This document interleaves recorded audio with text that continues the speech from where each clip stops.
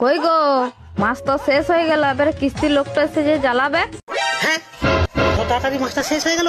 তাহলে সেই দিনে কিস্তি দিলাম, আবার কিস্তি।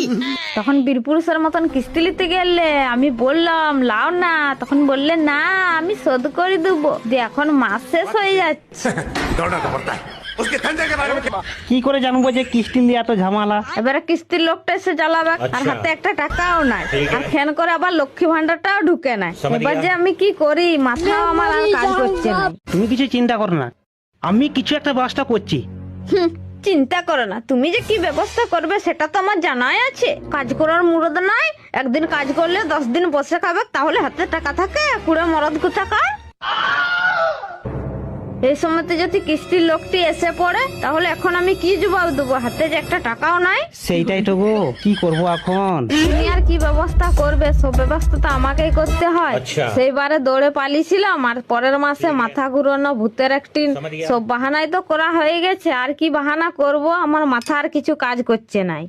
তুমি কিছু একটা বুদ্ধি বার করাও। ভাবছি, তুমি বেশি বকো না তো, আমার মাথা এমনিতেই কাজ করছে নাই।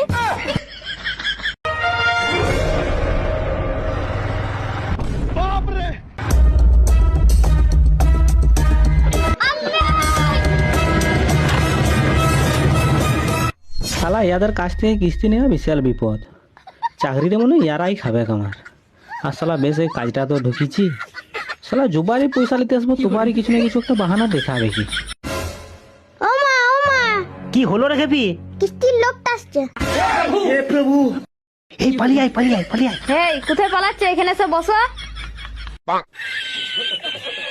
হ্যাঁ, তুমি ভয় পালাচ্ছিলে নাকি?